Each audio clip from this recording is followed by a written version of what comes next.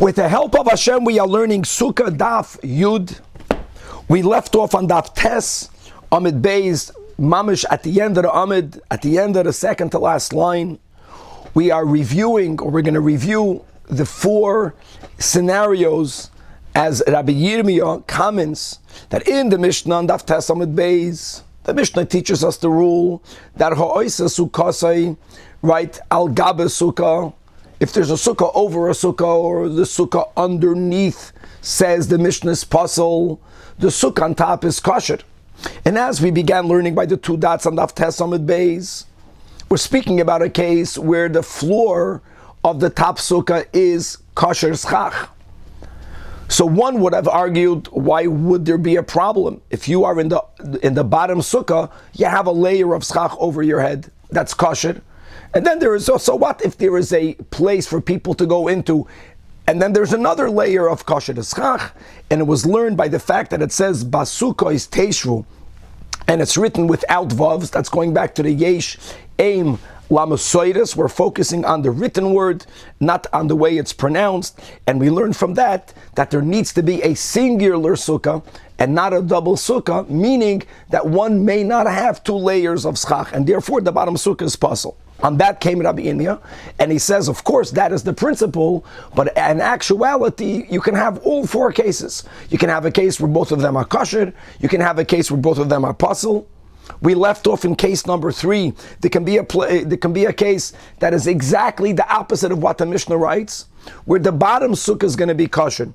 The top sukkah will be invalid, will be puzzle. And then you have the fourth case, which is the case of the Mishnah, where the top one is kosher and the tachtoina and the bottom one will be valid, and we have to still speak out the final two cases of Rabbi Yirmiyah. After we're going to finish with that, as we spoke out when we learned in the last year, accepting the principle that one may not have a doubled layered schach, question is, when do we view the two layers as two separate schachos? Two separate layers, and when do we say that it's considered, a very thick schach? In other words, how far apart must the layers be for us to view the bottom sukkah as a sukkah tachas hasukah? And we will see over here a machloikis, and that's going to lead us into the understanding of Shitas Rebbe Yehuda of the Mishnah on Daf Tes Amid Beis on the top, who says that im ein doyorin bo elyono, that if you don't have any tenants on the one in the top, then the bottom one is kosher. We're going to explain what Rabbi Yehuda means and exactly what is the point of contention, what is the argument between Rabbi Yehuda and the Chachamim. Then we're going to move on to the Mishnah on Daf Yud. Now guys, we're going to start speaking now about the schach, dinim in the schach, because up until now we were really primarily focused on the height, on the maximum height, on the minimum height, on the length and on the width, and many laws about the structure itself. Now we're going to get more into the sukkah. Now let's focus on the schach. What happens if a person spreads a sheet over the schach to afford greater protection from the sun, or under the schach to make sure that if any leaves fall from the schach, they don't fall into your soup? What's going to happen if a person hangs up decorations? And we're going to see that certain things will be considered subordinate to the schach, like sukkah decor, like noye sukkah, and it will not invalidate the sukkah, and other things will not be considered subordinate to the schach, and it's going to be considered as something that's interposing between the person and the schach, or between the schach and the skies, and it will invalidate the sukkah. We're going to have also the concept of shluchei mitzvah are paturim min hasukah, even though nowadays we go beyond the letter of the law, but just to be aware of that din. And one of the examples that the Mishnah is going to be speaking about will be if you have a tent in the sukkah.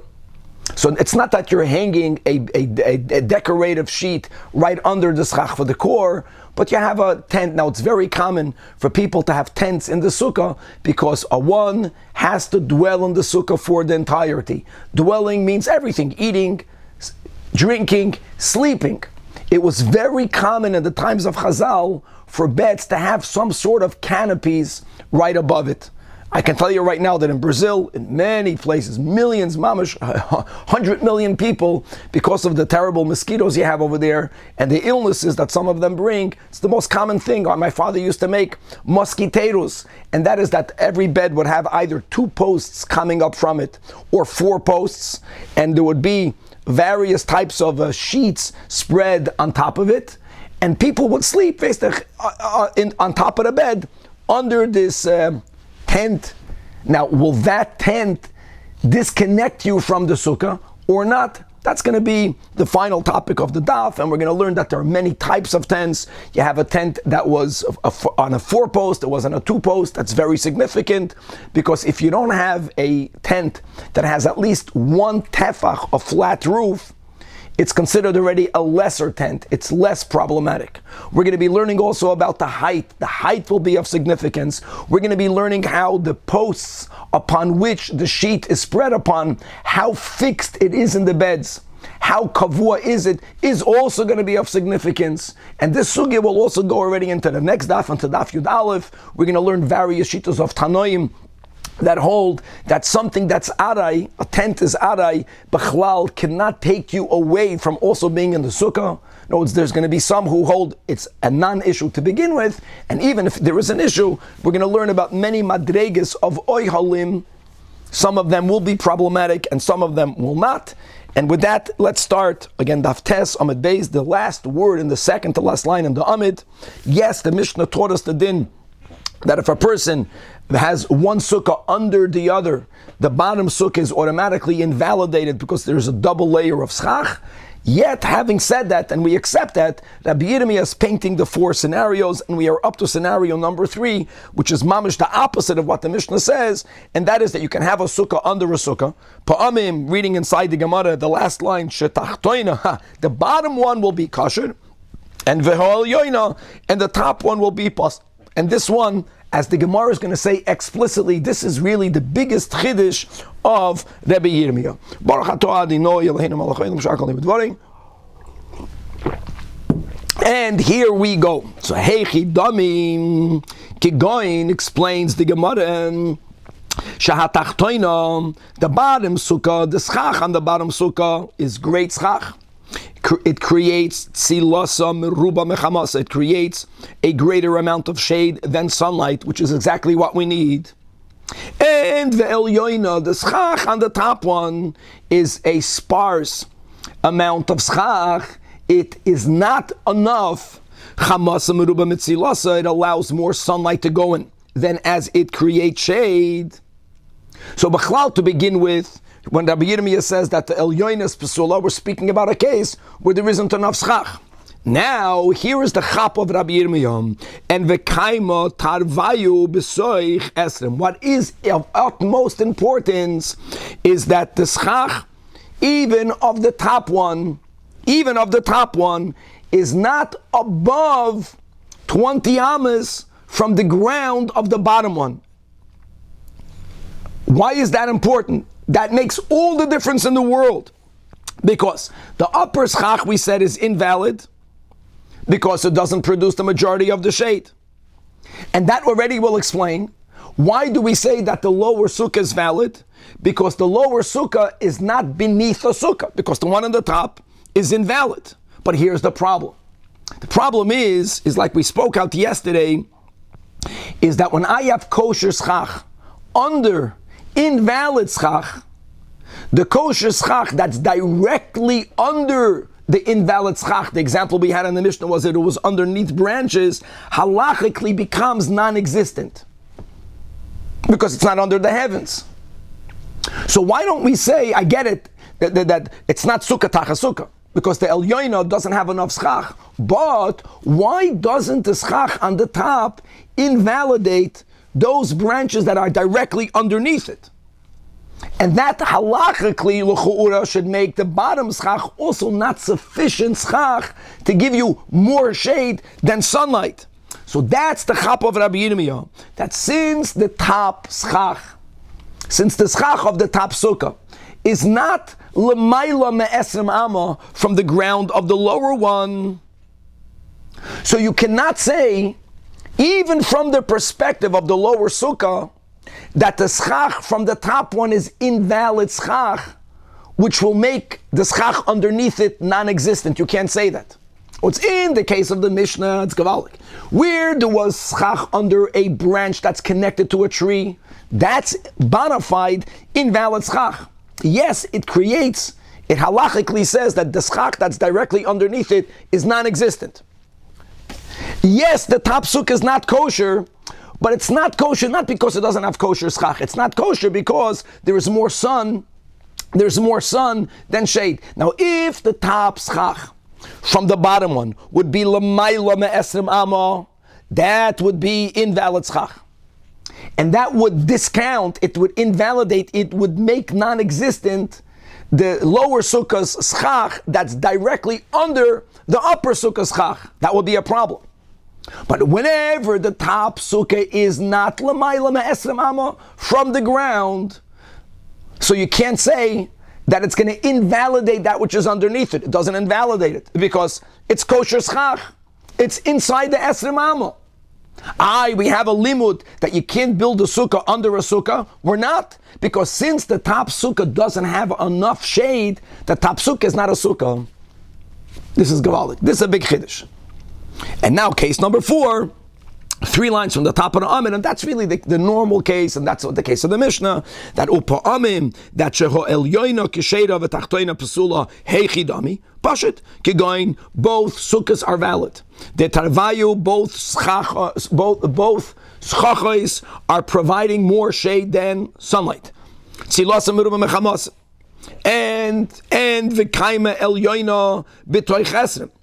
But the Chesem here just means that the schach of the top sukkah is within 20 amas from the ground of the top sukkah. Just to make it clear. In other words, every sukkah is a standalone kosher sukkah. And that's why the Elyoina is kosher. And only because of this unique limud that you cannot build a sukkah under a sukkah, because you're like sitting in a double sukkah, that's why the Tachtoina is going to be psula. And now that we said that, the Gemara is asking, on all of the 4 statements of Rabbi Yirmiyah Pshita, the Gemara didn't find anything novel in anything that was said. And the Gemara's answer will be that the first case that we learned today, that's the Chiddush. The answer is the Gemara. Rabbi Yirmiyah spoke at the 4 cases really to teach you something novel, and that's case number 3, where the Punkt Fakert, where the bottom one is kosher, and the Elyoin is psula. And that's a big Chiddush. Because the reason why we did not invalidate the bottom sukkah was only because the schach of the top sukkah is not l'mayla me'esrim amma from the ground of the bottom one. And here one would have thought that we should always invalidate it by making a gzeira. The ma'ud the tema nigzor dilma mitzad of schach pasel b'had schach kosher. Notes when the schach of the top sukkah. Don't forget, it's a double-decker sukkah. There is a chance that when you build any time a sukkah over another sukkah, that the schach from the top one will be above 20 amas from the ground of the bottom one. And in such a case, like we mentioned, that will invalidate the schach of the bottom one. Because schach under non-kosher schach becomes halachically non-existent. And in that case, it's tak apostle. But maybe the Chachamim would always make a gzeira to always invalidate it because of this scenario, Kumash Malan, that we make no such gzeira. And as long as the upper schach is within, it's not above 20 amas from the ground of the bottom one, when the top one is puzzled because chamasa meruba mitzilasam, so we don't have this exclusion of the bottom one because it's not sukkah tacha sukkah. The one on the top is not a real sukkah. The bottom one remains kosher. Gevaldik. And now asks the Gemara, we're up the daf yud 9 lines from the top. Now that we established the rule, you cannot build a sukkah under a sukkah, kama yehi bin sukkah la sukkah, in order for you to apply this limud v'tehei tachtoina psula. And here we have 3 opinions. Omar Rav Huna, only 1 tefach.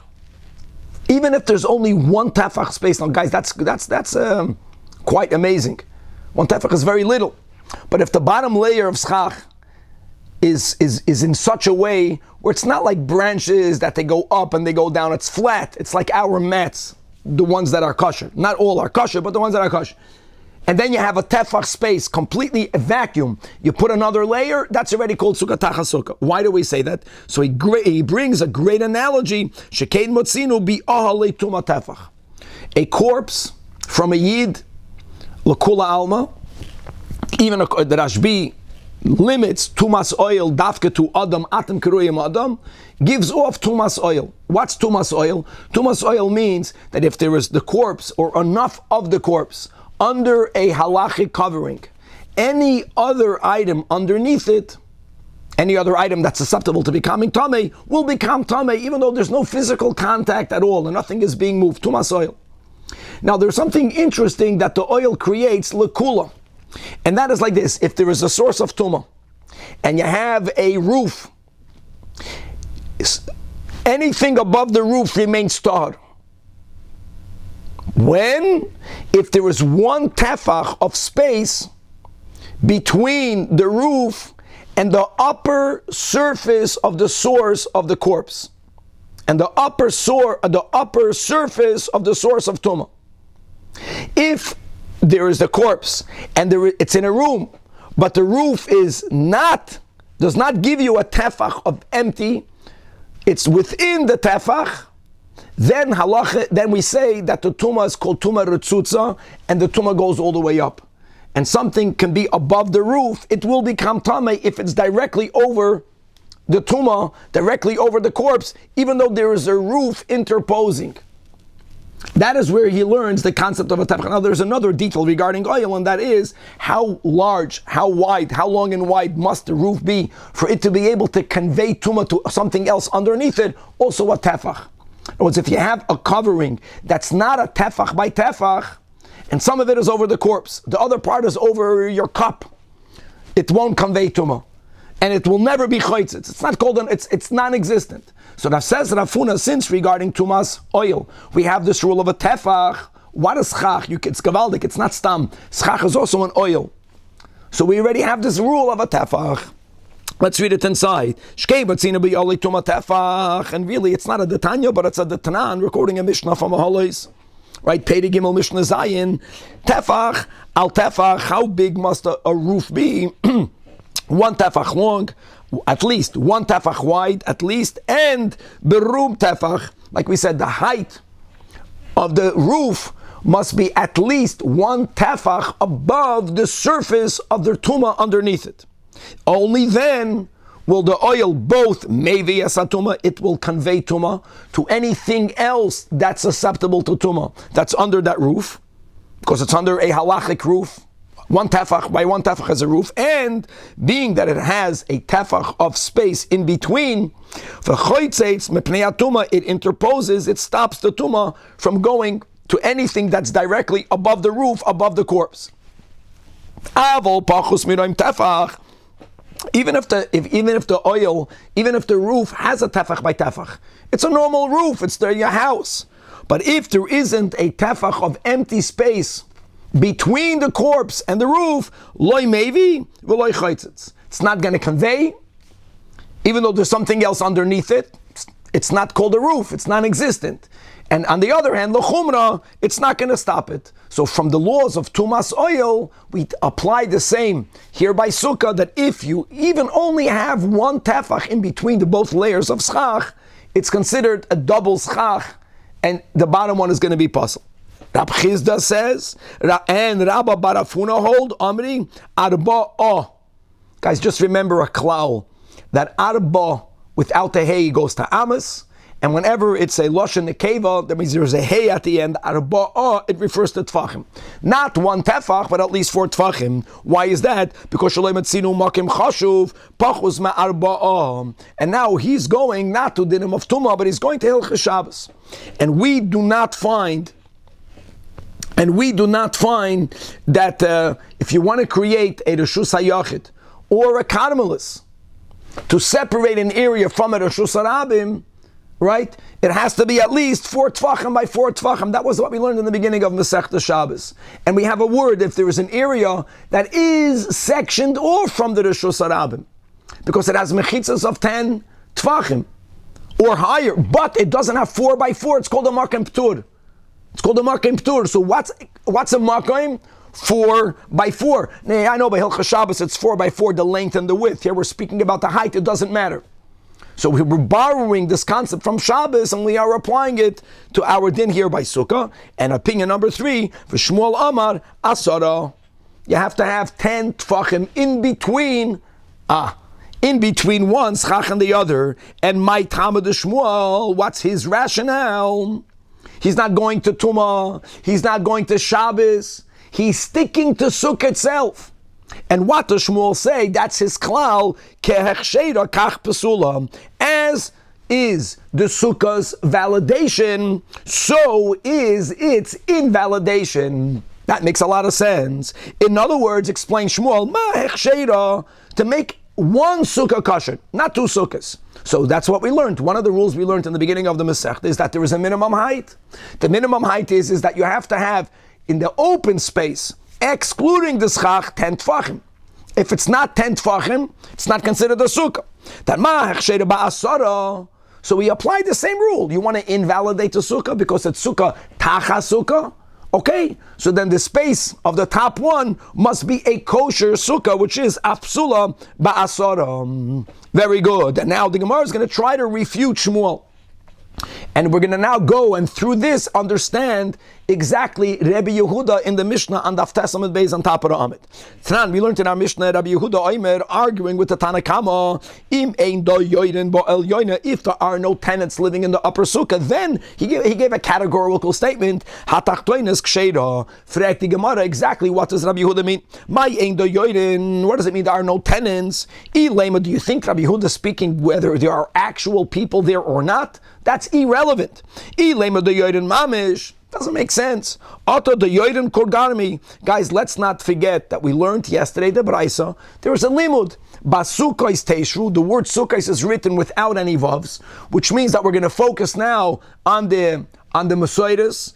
And it means one sukkah, not a double sukkah. Who cares if they're tenants or not? Elot must be elolav. My ein the yoyden. What Rabbi Yehuda means to say, guys, the end of the narrow lines. Kol she'ena ru'uya ladira, that if the upper sukkah is not fit, it's not fit.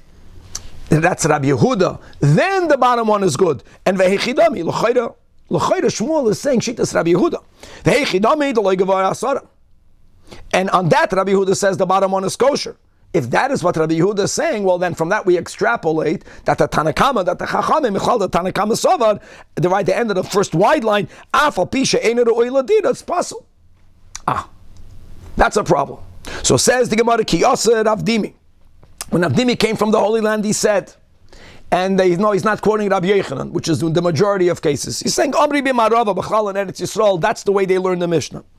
Im ein tachtoina yechoila lekabel kodem uksasois shel elyoina. It's not about the height. Rabbi Yehuda is not focusing on the height, but someone mentioned this when we were learning the Mishnah. It's more speaking about, it's not that there's a proper floor to the top one. Then of course the bottom one is not good because then you don't have kosher schach. It's that the floor of the top sukkah, which is the roof, which is the ceiling of the bottom sukkah, is kosher schach. Now in many cases it can be very weak. And that is what Rabbi Yehuda is saying, that if it's not strong enough for you to properly put on it that which you would put on the floor prior to sitting on it, which is pillows, etc., then the bottom one is going to be kosher. Then the bottom one is going to be kosher. And why is that? So like Rashi says, Gavaldik Chavra, 10 lines under the Gemara, why? I'll tell you why. Because Rabbi Yehuda is basing his shita on that which we just heard, the words from Shmuel, that decheshera kach pesula, that as is its validation, so is its invalidation. Meaning that if the top one is invalid, because Pasha, you're going to fall through the ground, you can't be there. So not valid, you can't eat in there. So if it's not valid, how can it invalidate the bottom one? It won't. But guys, understand, if Rabbi Yehuda's shita is based on the klal of kehechsheira kach pesula, what does that mean? That the Chachamim argue with this principle.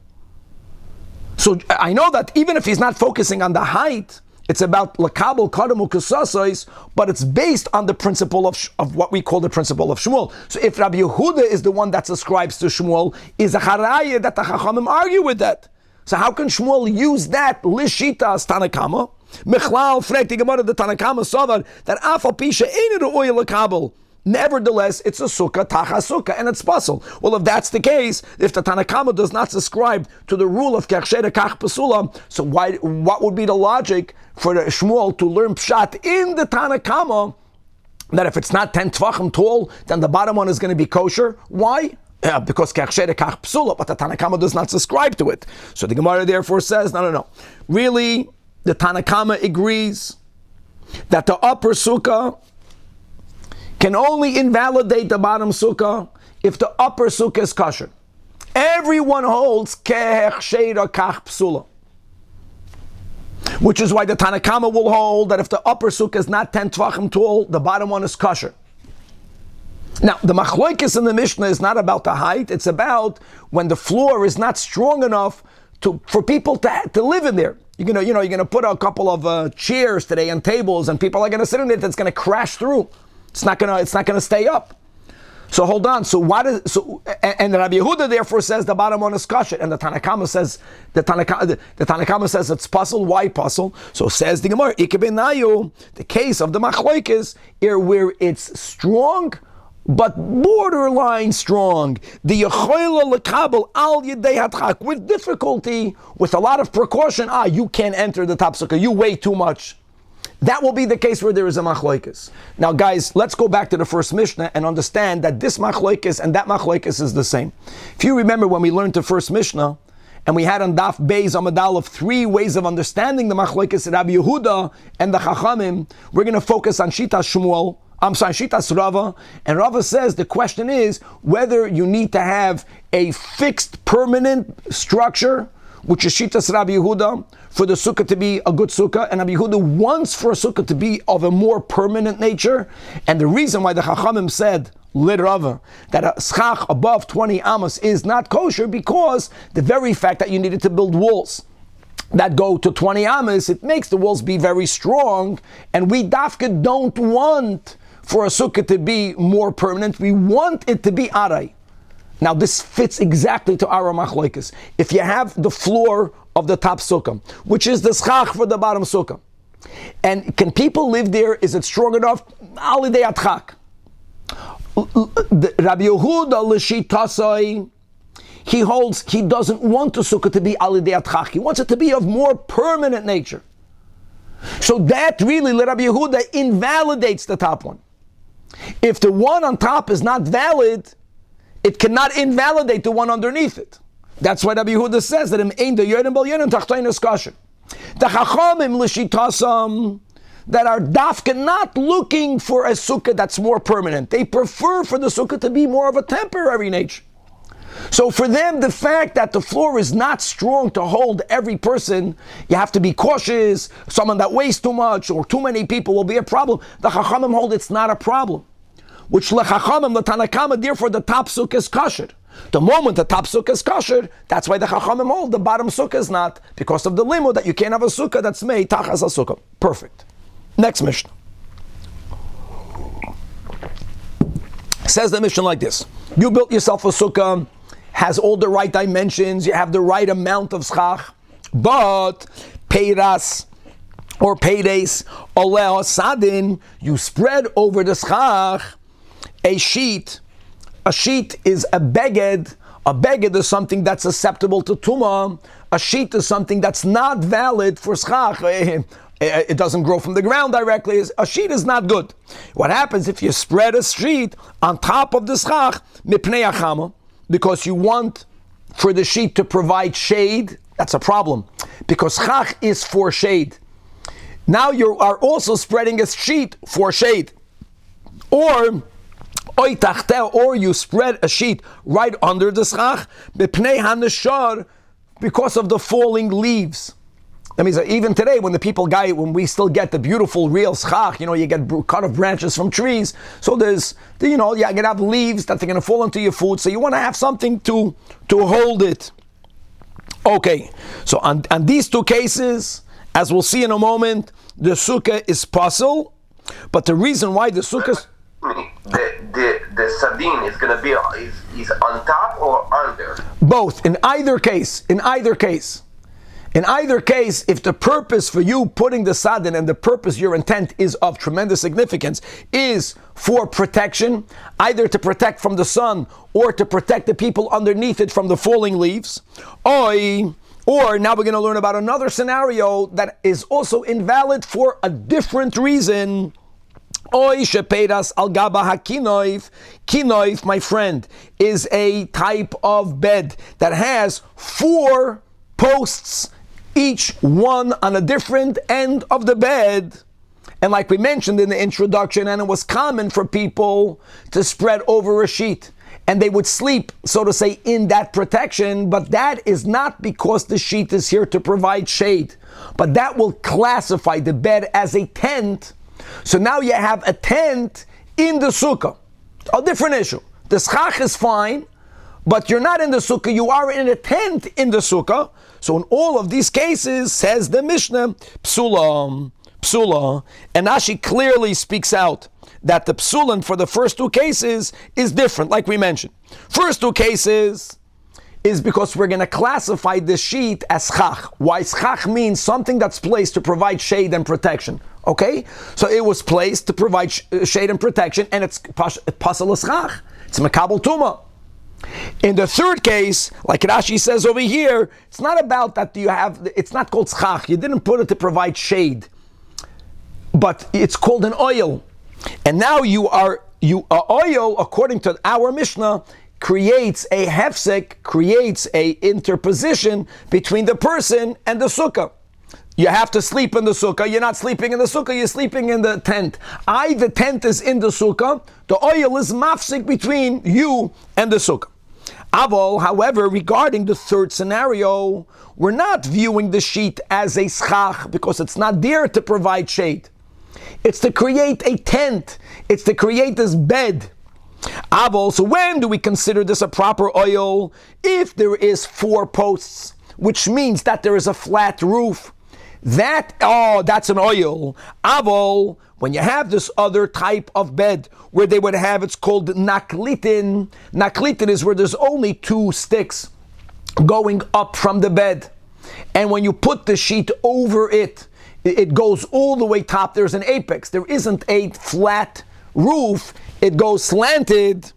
So therefore, we consider this a lesser oil, a non-halachic oil, and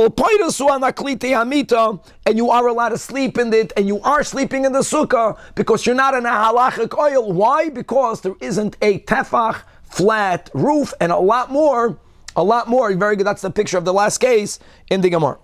Okay, so let's begin focusing on the first 2 cases of the Mishnah before we get into the oil issue. As we mentioned, if a person spreads a sheet to either over the schach or under the schach, but they're both equal for some sort of shade and shelter, shade from the sun, shelter from the leaves, it's invalid. Now, what the Mishnah did not mention is another possibility, which we will be medayik from the Mishnah. We'll extrapolate it from the Mishnah. The Mishnah gave a reason. Lo yishanu, that it's invalid. If you're putting a sheet under the schach because you want to stop the falling leaves from falling into your food or from falling on the person. So it's called a schach, because it's to shelter you from that which is over it. But if you want to make noye sukkah, you want to give decorations to your sukkah, and you're not putting it on your walls, which is of course okay. You're putting it under the whole schach. There's a sheet. You have a beautiful sheet. You have a Persian rug. Says Rab Chizda, the ganze sukkah is kosher. Wow. Because anything that's put to beautify the sukkah becomes halachically subordinate to the sukkah. And it doesn't take away the fact that you are under the schach. Says the Gemara Pshita, why do I even need Rab Chizda? Clear. Mipnei Hanashar Tanan, the Mishnah spoke about why you put the sheet the Mishnah is telling you that it's your intent of designation is of significance. So the Gemara answers, it's also going to be invalid. And because that's just a more common case, that's why Rabbi Chizda wants to make it clear that noyei sukkah do not interpose between you and the sukkah. Now, let's now actually try to bring a raya to Rabbi Chizda. It says in a brayso, the schach is done properly. And now you decorated the sukkah by putting karamin, colored clothes, or putting sadinim, hamitsuyarim, embroidered linens, or v'talaba, or you are hanging from the schach and it's hanging under the schach. Egoizim, nuts, shkedim, almonds, afarsikin, peaches, rimoinim, pomegranates, parchile, anovim, clusters of grapes, va'atore shal shiboidim, wreaths of grain, glass containers, Rashi says, of wine, because that's considered beautiful. It was something of fancy then. It was a big chiddush. Glass containers of oils, glass containers of fine flour.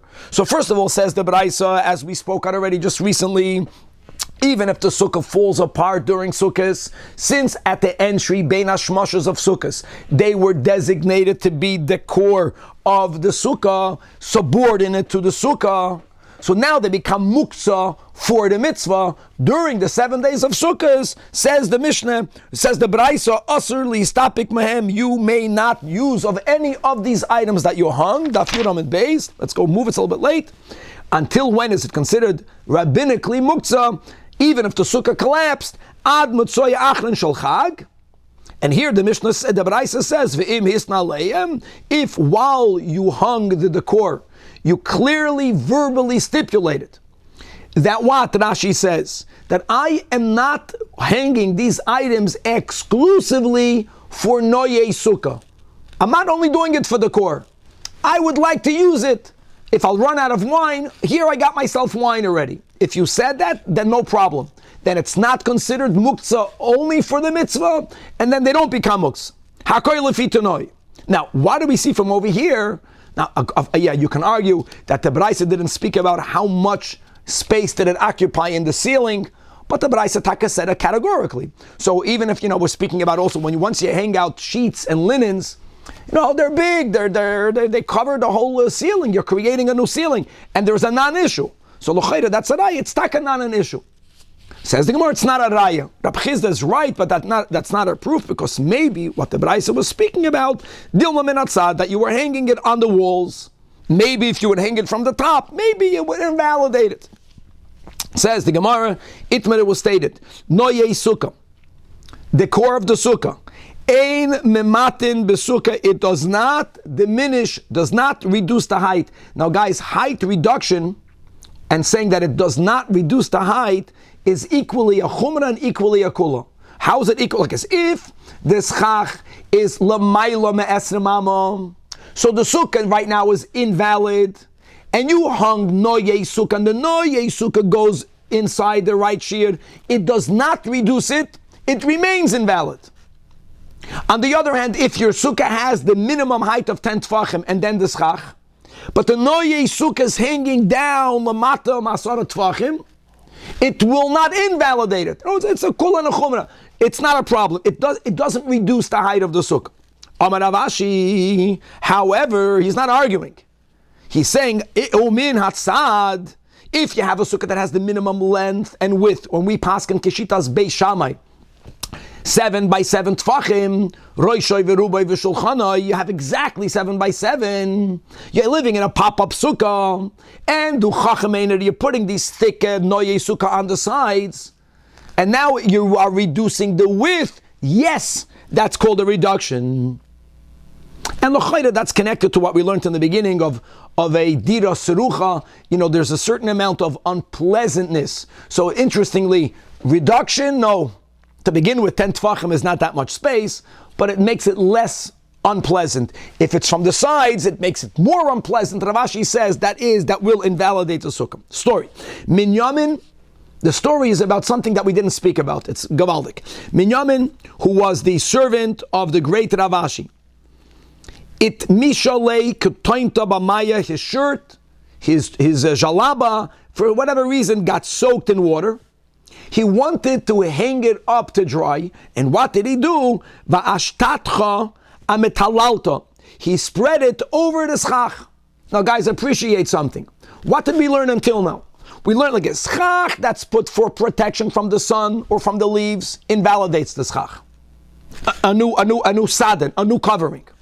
A covering that's put to beautify the sukkah does not invalidate the sukkah. Here in this story, it's not this nor that, it's a new category. He didn't put it for protection. He didn't put it to beautify it. It's not about the sukkah. It's about the item itself. He wants for that kotoinus to dry. So will it invalidate the sukkah or not? So what happened? Amalei Ravashi to his servant, Aliyah, remove it, take it away. Why? The loy lemru, for people not to think that kamisacha davar hamakabel tuma. Again, it's a beged. A beged is like a sadin. It's makabel tuma. It's invalid.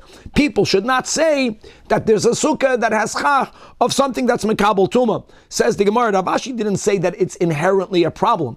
It's like a mata sign. People should not say.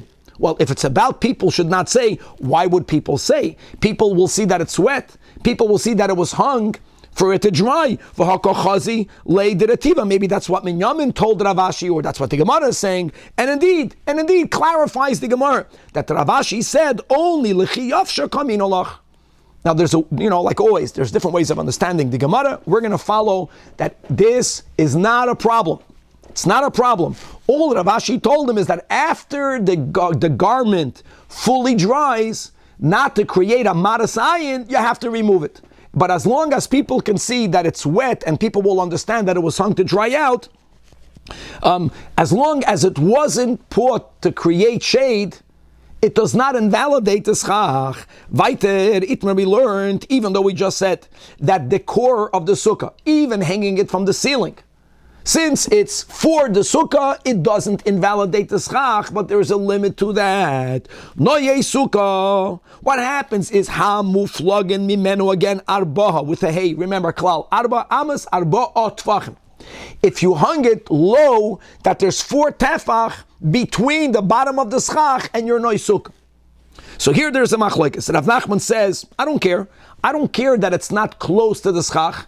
The concept, it's subordinate to the schach, and the sukkah remains kosher. However, both Rav Chizda and Rabba Barafuna, they both hold that psula, because now it, so to say, becomes independent. It's too far off the sukkah, and it creates a chatzitz. You're not under the sukkah. You're under a tent. Says the Gemara story. Happened to be. Would Rav Chizda agree that it's mutter if it's for nai? Yeah, for sure. All he's saying is that when you make it l'nai, it has to be physically close to the schach.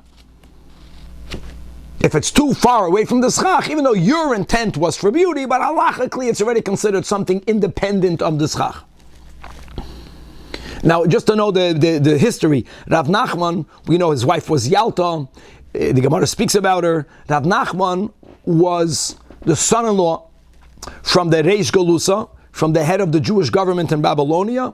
He was very wealthy, and many people would come a lot to the Reish Galusa. They would interact with Rav Nachman, but Rav Nachman at many times was the overseer of the Jewish government in Babylonia. So here there was this machlokes. This is such a gavaldik story. And one time, these two Amoraim that argued with Rav Nachman, and by the way, we paskin like them, and they hold that the noye sukkah, that's if it's 4 tfachim or lower under the schach it's puzzle, they once went, Rav Chizda v'Rabba Barafuna, iklou lebei Reish Galusa. They went to visit the Reish Galusa, and they went there for sukkahs, and Rav Nachman gave them accommodations, Rav Nachman on behalf of the Reish Galusa. But what type of sukkah did he give them?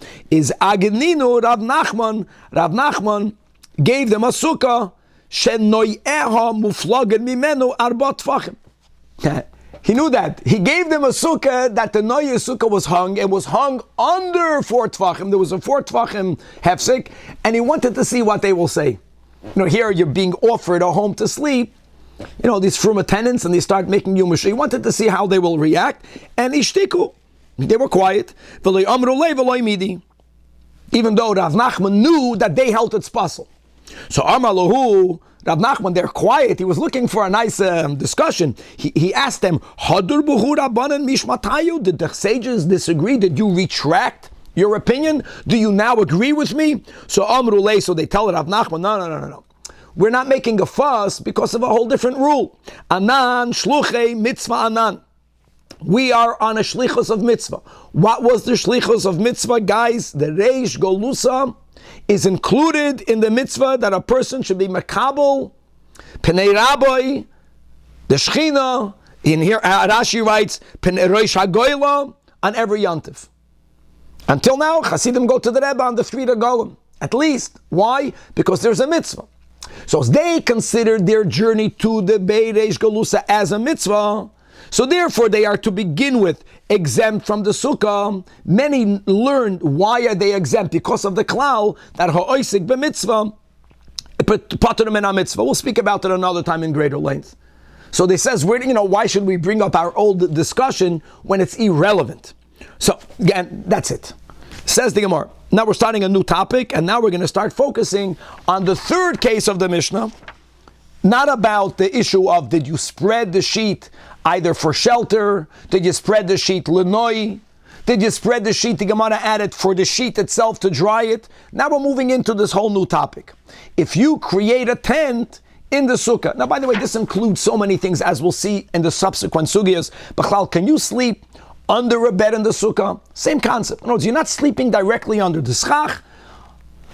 If we're going to subscribe to the concept that an oil is chashuv enough for you to say that if you are in the oil, even though the oil is in the sukkah, you're not in the sukkah, you're in the oil, which is the sheet of our Mishnah, when is it called an oil? So our Mishnah seemingly gave a very simple rule. If there are 4 posts, which means that the roof of the oil, of the tent, has at least a tefach, it's a flat roof, that's an oil, then it's problematic. That was the Mishnah. If it's a type of bread where there was only 2 posts, not klitin, so when you spread out the sheet, there was an apex all the way to the top, there wasn't a flat tefach or more, the Mishnah holds that's not enough of an oil. Now let's go into practical application of it, not for us practical, but practical for the times of Chazal. Basically, as you'll see, people slept always in such beds, and there were certain words, certain names for different types of tented beds. So let's begin.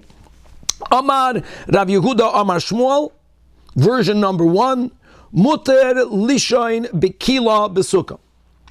A kila, as we will see, is a certain type of canopy. We'll see exactly what it is. The kila is okay. Now, Shmuel said a huge chiddush. Because again, when you learn in the Mishnah, it seems like the only thing we're looking for is, does it have a flat roof or not? Flat roof, problem. No flat roof, no problem. Says Shmuel, not so quick, not so pashit. Even though the kila type of canopy did have 4 posts, it did create a tefach or more of a flat roof. Why? When? Because it also has to do with the height. It has to do with the height. Now Rashi says Gavoya Asara from the bed, not from the floor. That's another big discussion. There appears to be a contradiction in Rashi. Many people understand that here we're speaking about the posts upon which you are hanging the sadin, which is creating the kila. The posts don't go to the floor. The posts are coming from the top of the bed. So if the bottom of the post is from the mita, then you only count from the mita. Maybe if the post is going all the way to the floor, you would count from the floor, and let's leave it at that. So let's not focus from where are you counting the 10 tefachim. But Shmuel was machadei, something that's not spoken about in the Mishnah. That if it's lamata masara tefachim, that in itself makes it a lesser oil. And again, the only issue is that you have to sleep in the sukkah. You're in an oil. It's not called an oil. So we discount it, so you are in the sukkah. Okay, now we're going to try to refute this shita of Shmuel. Tashuma, Kasha, it says in a Braisa that Hayoshin Bikila Besuk. It says clearly, Lo Yatsi Yedei Chavasai. And Kila was just this normal type of 4-posted canopy. Kila canopy. So the Gemara answers no. The Braisa is speaking about Kishigavoya Asara. that there is a height. If there's a height of 10 and there's a flat roof, yeah, then it's a problem. Shmuel is dafka speaking about a lower kila. Another attempted refutation against Shmuel. Meisvei, it says in the Mishnah, Hayoshein tachas hamita basukah. We're going to learn about the soon daf chaf. Says the Mishnah, Lo yotzi yedei chavasai. We'll see it's a machlekes tanoim, but this shita. And hold on. Now, why? So before Shmuel, we know why. Because a bed is flat. When you learn the Mishnah, yeah, if it's a flat roof, it's called an oil. But now that Shmuel said, no, not so quick. And if something is, if there isn't a height of 10 tfachim, it's not called an oil. L'chayra, under the bed, doesn't have 10 tfachim. So the Gemara says, Shmuel understands that Mishnah, Hatir Gama Shmuel, that the Mishnah is dafka speaking about a bed that you have 10 tfachim. So when you are underneath the bed, there's 10 tfachim of open space. And if not, it would be okay according to everyone. Another attempted question, Tashema, from our Mishnah. It says, Oishe Peiras, Al Gabi Kim Noifois. Guys, remember, that's in our Mishnah. Kim Noifois is the 4-poster bread. Right? The Naklite is the 2-poster bed.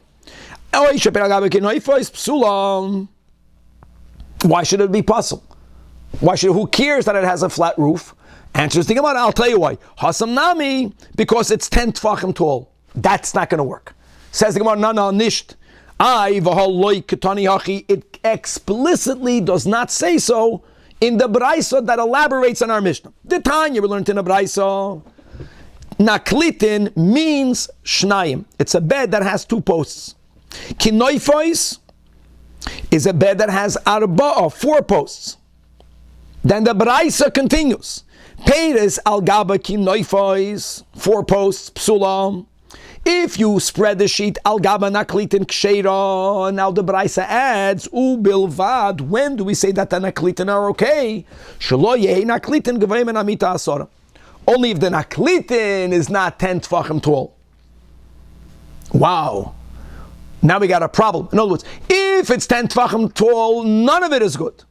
So when, this is all the Braisa elaborating the Mishnah. So when do we differentiate between 4 and 2?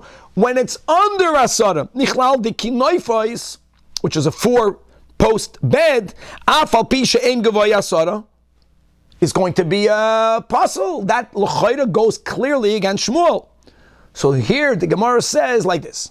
When it comes to Kinoifais, I agree that no matter how short it is, it's always going to be puzzle. You know why? Because the posts are securely affixed to the bed.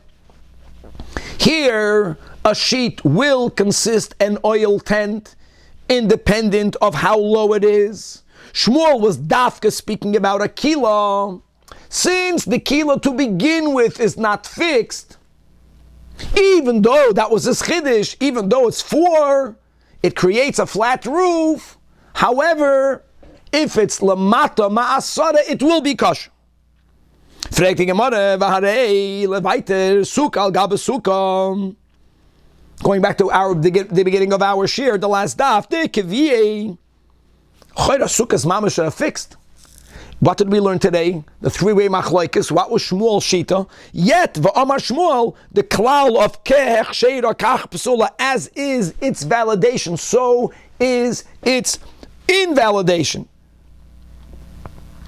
And what did we say? That if the top sukkah is 10 tfachim, then it's going to be puzzle, the one underneath it. But Shmuel holds if the top sukkah is not 10 tfachim tall, then it will not invalidate the one underneath it. Now I got a problem. Now that we are saying that if something is kavua, lishmuel, it's flat roofed, it's considered chashuv, so why wouldn't the top sukkah invalidate the bottom one, even if it's not 10 tfachim tall? Says Shmuel, that's not a problem at all. You're confusing 2 different dinim. Amri, they answered for Shmuel, over there, when you live in a bottom sukkah, you're not in an oil. There's a unique din. You can't have a sukkah under a sukkah. So Shmuel is right by saying, how do you define under a sukkah? A kasher sukkah. Tila mifsal sukkah, if the invalidation is because it's tachas sukkah, so then Shmuel is right by saying, a sukkah is only if it's 10 tvachim. If it's not 10 tvachim full, it's not called a sukkah. So this unique invalidation is not shaykh. But over here, You sleeping in this bed type of canopy, the issue is not about a sukkah, it's about an oil. We're going by the shita that an oil is chashuv enough for you to be separated from the sukkah, even though the oil is in the sukkah. Over here, the lishavuyay ahala. So Shmuel is right by saying that if it's batzer ma'asaram, if something fixed, even if the height is less than 10, which is the case of the Mishnah of the kinoifos, then it's considered an oil. But it's not the psul of tachasuka, it's a psul of living in an oil. However, we have another few minutes, and let's go weiter. So Atkan, the first version, I'm saying the first version is because on Daf Yud Aleph, we're going to learn another version of what Shmuel said, and they don't contradict each other. They actually really complement each other. But that's the first statement we have in the name of Shmuel. And now, says the Gemara, Amar Aftachlifa Baravimi, in the name of Shmuel, connected. Hayoshein bikila arum. If a person is ungarbed, the person is naked, and they are sleeping in a kila. Moitzi roishay chutz lekila. All they need to do is to extend their head outside the kila, and they get to read the Shema. Now, what's the point? What are we talking about? So Rashi, 5 lines before the bottom of the Amud, explains the following. A couple of rules. Rule number 1. A person is not allowed to recite the Shema in the same area, in the same environment of a exposed erva, including one's own nakedness. Rule number 2, this is very important. A person is legally always considered to be only in one place at any given time. If there are 2 areas and you're laying down, part of your body is in one area, the other part of your body is in another area. You know what we say halachically? We can't say that you are in 2 areas at the same time. We're going to want to know where is the majority of your body, and the minority of the body will be considered as if it is in that same area. Now put these 2 rules together. I'm not allowed to say Shema in an area where there is an exposed erva, my erva. Now if I'm wearing just clothing, it's not an area. You know, it's not about an area. We're dressed, we can say the Shema. Our erva is covered. But if we're not wearing clothing, if we were to view this kilot canopy as a area, as an oil, if a person is 90% in the oil, your body is in that oil, your head is outside the oil. So physically, you can't even see your erva. It would be a problem. What would be the problem? That your body is in the oil, your head is in, let's say, the house. We say again that a person halachically is only in one area at one given time, and we go after the roiv. So we would put the head halachically in the area of the body. That means it's as if your head is in the oil, and you are now in an area where there is an exposed erva. That the kila is called an area. The kila is called a tent. So what we're quoting in the name of Shmuel is that we don't view the kila as an area, as an oil.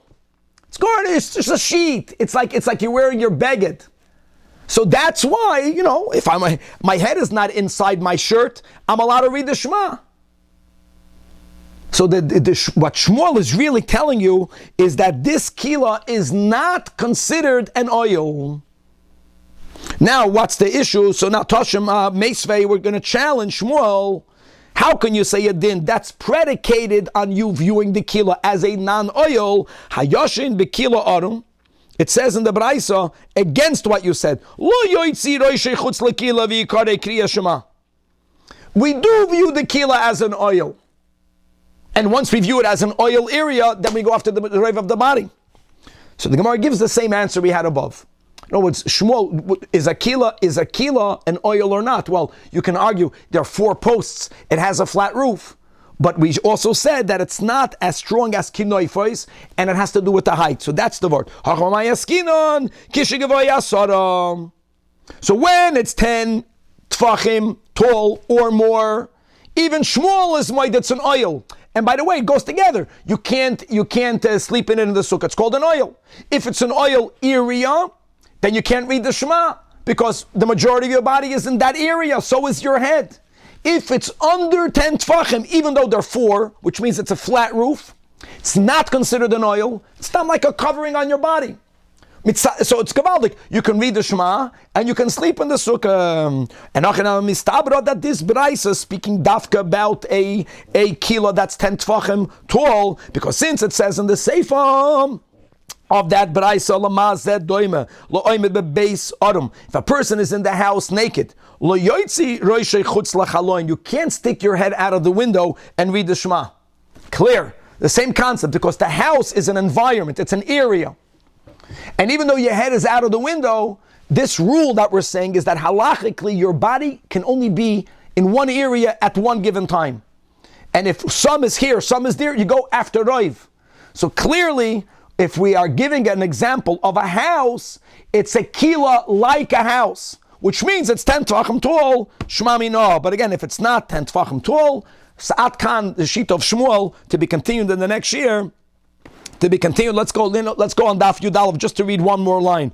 Ubayis nami. However, if you have a house to begin with is more fixed than a kilo tent, even if the house is not 10 tvachim tall, just like we said, even according to Shmuel, that kinoifois is considered an oil even if it's not 10 tvachim, then avada by a house. Even the kivi, it's considered halachically an oil, because it's not worse than kinoifais, and if you are in such a house, sticking your head out of the window is not a solution. You may not read the Shema because you are saying it in a halachically area where your erva is exposed. Chevra, to be continued.